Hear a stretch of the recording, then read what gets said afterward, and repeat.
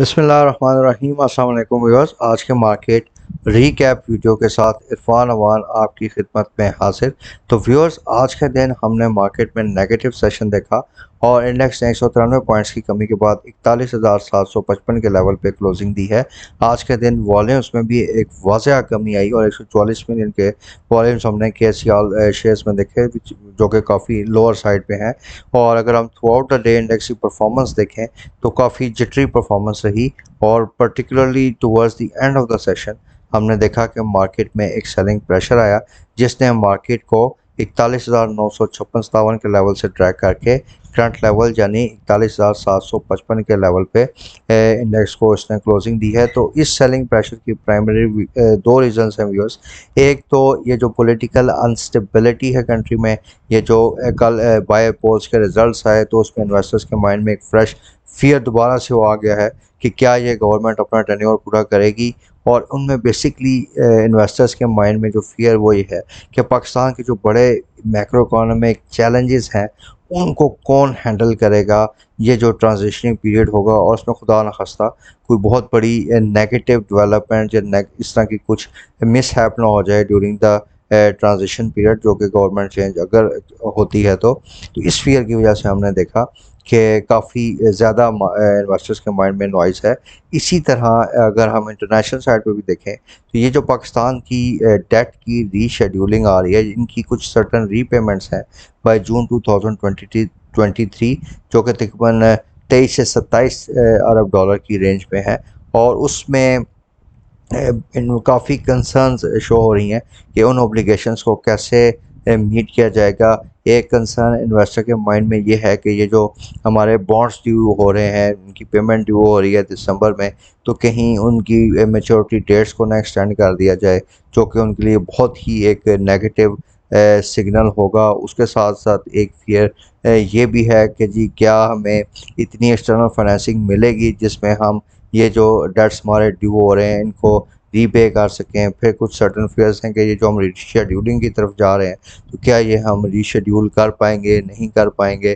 तो इस वजह से काफ़ी ज़्यादा हमने मार्केट में जो है एक इन्वेस्टर में फियर नज़र आ रहा है और इस फियर को ज़्यादा फ्यूल किया है कि ये जो कल के रिजल्ट्स आए हैं, अब इन्वेस्टर्स के माइंड में बेसिकली ये चीज़ है कि ये जो इतने बड़े बड़े चैलेंजेस हैं जिनको डील करना बहुत ज़रूरी है और एक बड़ी परसिस्टेंट मैनर में डील करना पड़ेगा इनको। लेकिन अगर इसी तरह ही कोई गवर्नमेंट आगे पीछे हो जाती है या न्यू इलेक्शंस कॉल होते हैं तो फिर एक नया सेटअप आएगा, वो शायद डिफरेंट पॉलिसीज़ ले आए।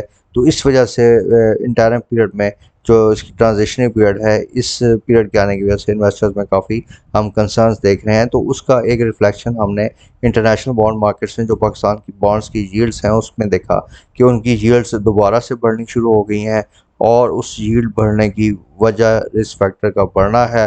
और वंस अगेन ये जो पाकिस्तान के डिफ़ॉल्ट की बात थी वो दोबारा से सर्टन इन्वेस्टर्स के माइंड में आ रही है। तो एक पॉजिटिव साइड पे जो आज इस वीक में हमें खबर एक्सपेक्ट कर रहे हैं वो फैटफ का रिव्यू है और उसकी जो अनाउंसमेंट है वो फ्राइडे को एक्सपेक्टेड है और मोस्ट लाइकली कि पाकिस्तान जो है वो ग्रे लिस्ट से निकलने जा रहा है। लेकिन व्यूअर्स, बहुत ऑब्वियस न्यूज़ है लेकिन थोड़ा सा इन्वेस्टर्स में ये भी कंसर्न है कि जो लेटेस्ट अभी यूएस प्रेसिडेंट की स्टेटमेंट्स आई हैं उस वजह से थोड़ा सा एक फियर ये है कि हमें ग्रे लिस्ट में दोबारा से मेंटेन ना कर दिया जाए क्योंकि यूएस का काफ़ी इन्फ्लुएंस है इन द फैटफ साइड। सो ये तो बेसिकली न्यूज़ रिलेटेड आइटम्स जो मैंने आपसे डिस्कस की कि किन वजूहात की वजह से हम गुज़िश्ता 2-3 दिन से देख रहे हैं कि मार्केट्स में दोबारा से जो है वो डल एक्टिविटी के साथ मार्केट में एक डाउन ट्रेंड दोबारा से आना शुरू हो गया है।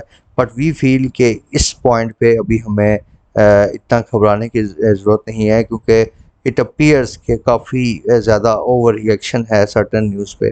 तो लेट्स वेट एंड सी और जुमे तक का इंतज़ार करते हैं। अगर फटफ साइड पे हमें कोई पॉजिटिव खबर मिल गई तो इंशाल्लाह हमारी मार्केट बहुत बेहतर हो जाएंगी। लेकिन अगर वहाँ से पॉजिटिव न्यूज़ नहीं आती तो जिस तरह के मार्केट ने आज अपना की लेवल 41,800 को ब्रेक कर दिया है तो उसके बाद हमें एक अपनी एग्ज़िट स्ट्रेटजी बना के इस मार्केट में से अपनी पोजीशंस को शायद ऑफलोड करना पड़े। बट सो फार अभी तक की जो पोजीशन है इसमें वी रिकमेंड कि अभी आप वेट एंड सी की पोजीशन अडॉप्ट कीजिए और जुम्मे तक का थोड़ा इंतज़ार कीजिए कि जुम्मे को क्या डेवलपमेंट होती हैं। तो व्यूअर्स, इंडेक्स का अगर हम एक ब्रीफ से एनालिसिस करें तो आज सिस्टम ने अच्छा परफॉर्म किया, लेकिन टीआरजी, ओजीडीसी, पीपीएल, एंग्रो जो है ये नेगेटिव साइड पे रहे हैं। इसी तरह अगर हम मार्केट के अदर परफॉर्मेंस का देखें तो हमें डब्ल्यूटीएल, टीआरजी इसमें काफ़ी सेल नज़र आई। जी टैग, यूनिटी में भी काफ़ी सेल है। सीमेंटो में हमें क्रॉस द बोर्ड सेल नज़र आई, रिफाइनरी में भी है। तो क्रॉस द बोर्ड तकरीबन तमाम सेक्टर्स में डल एक्टिविटी थी या उसमें सेलिंग प्रेशर हमने आज के दिन में ऑब्ज़र्व किया है। तो व्यूअर्स, अगर हम मार्केट का पोर्टफोलियो आज की डेट का एनालिसिस करें तो उसमें फॉरेन कॉरपोरेट्स मेजर सेलर रहे और फॉरेनर्स की तरफ से आज 0.77 मिलियन यूएस डॉलर्स की नेट सेल हमने देखी, और ये जो सेल थी टेक्नोलॉजी और कमर्शियल बैंक के सेक्टर्स में हुई है। वेयर एज अगर हम लोकल इन्वेस्टमेंट प्रोफाइल को देखें तो उसमें म्यूचुअल फंड्स जो हैं वो नेट सेलर्स रहे, जबकि कंपनीज और इंडिविजुअल्स नेट बाइंग साइड पर रहे। तो व्यूअर्स, आज के इस वीडियो में हम दो मेन शेयर्स को डिस्कस करना जा रहे हैं, जिसमें पहले हम टीआरजी पाकिस्तान की मूव को डिस्कस करेंगे। इसमें हमारे पास काफ़ी कुछ क्यूरीज आ रही थी रिसेंट टाइम्स में। तो व्यूअर्स, अगर you could refer to my channel for the TRG video, जिसमें हमने 154 रुपये की इसकी टारगेट प्राइस आपके साथ शेयर की थी, और मोर और लेस अगर आप देखें तो इसने उन्हीं लेवल्स में इसमें सेलिंग प्रेशर आया। इसने 152 रुपये 40 पैसे का हाई रिकॉर्ड किया रिसेंट टाइम्स में, बट उन लेवल्स के बाद हमने देखा कि इसमें कॉन्टीन्यूस सेलिंग प्रेशर आ रहा है, एंड वी फोरसी कि ये सेलिंग प्रेशर इसमें कंटिन्यू कर सकता है, और इसका जो नेक्स्ट सपोर्ट लेवल है वो 106 से 111 रुपये की रेंज में है। तो वी फील के 106 111 की जो रेंज है, इसमें अगर ये थोड़ा सा अपने आप को स्टेबलाइज करता है तो that would be a good buying opportunity for the TRG shares. इसी तरह व्यूअर्स, जो अगला शेयर हम डिस्कस करने जा रहे हैं वो लॉट केमिकल का है। अगेन आप मेरे चैनल को रेफर कर सकते हैं। मैंने लॉट केमिकल, ईफर्ट, ईपीसीएल, इस तरह की तमाम शेयर्स किए गए रिजल्ट्स का एनालिसिस आपके साथ शेयर किया था, और हमने आपको सेंसिटाइज किया था कि ख़ास तौर पे केमिकल सेक्टर्स को आपने अवॉइड करना है। तो हम देख रहे हैं कि पिछले चंद दिनों में केमिकल सेक्टर में ख़ास तौर पर लॉट कैम में हमने पहले एक अच्छा प्राइस एक्शन देखा, लेकिन कुछ दिनों से हम देख रहे हैं कि इसमें अगेन एक नेगेटिविटी दोबारा से आनी शुरू हो गई है, और उसमें मेन रीज़न व्यूअर्स ये है कि इसके जो रिज़ल्ट्स हैं वो इतने प्रॉमिसिंग नहीं हैं, ना सितंबर के क्वार्टर के और ना ही आने वाले जो अक्टूबर दिसंबर का क्वार्टर है उसमें भी हमें इसके रिजल्ट्स इतने प्रॉमिसिंग नहीं लग रहे। तो वी फोर सी के ये जो इसने अभी अपना रिसेंटली हाई बनाया था 35 रुपये का, तो इससे अब इसने तकरीबन डिक्लाइन होकर 31 पे आ चुका है। बट वी फोर सी के ये जो इसकी सपोर्ट बनेगी वो 27 से 28 रुपये की रेंज है, और अगर इस सपोर्ट को भी शेयर ने सस्टेन ना किया तो अगली सपोर्ट इसकी फिर 23 रुपये पे है, लेकिन 27 से 28 रुपये की रेंज में अच्छी सपोर्ट है इसकी, और यहाँ पे जाके ये थोड़ा सा शेयर स्टेबलाइज हो सकता है। लेकिन ओवरऑल क्योंकि जो केमिकल सेक्टर के डायनामिक्स हैं उसमें क्योंकि इनकी डिमांड कम हो रही है, पीवीसी और अदर केमिकल्स की जो प्राइसेस हैं वो इंक्रीज़ हो रही हैं, तो इस वजह से भी फोर्सी के अभी आप केमिकल सेक्टर में ट्रेडिंग से अवॉइड कर कीजिए। So viewers, this was a short video for today's market performance, और आई वुड स्ट्रांगली रिकमेंड कि कल जो हमने वीकली एनालिसिस अपना रिपोर्ट बनाया था उसको आप डेफिनेटली व्यू कीजिए।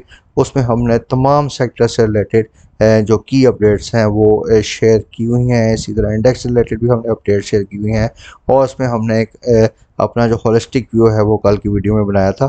तो प्लीज़ उस वीडियो को आप ज़रूर रेफ़र कीजिए, उसमें बड़ी आपको वैल्यूबल इन्फॉर्मेशन मिलेगी। So viewers, with this note we end our today's video. Thank you very much for your time and support. अल्लाह हाफ़िज़।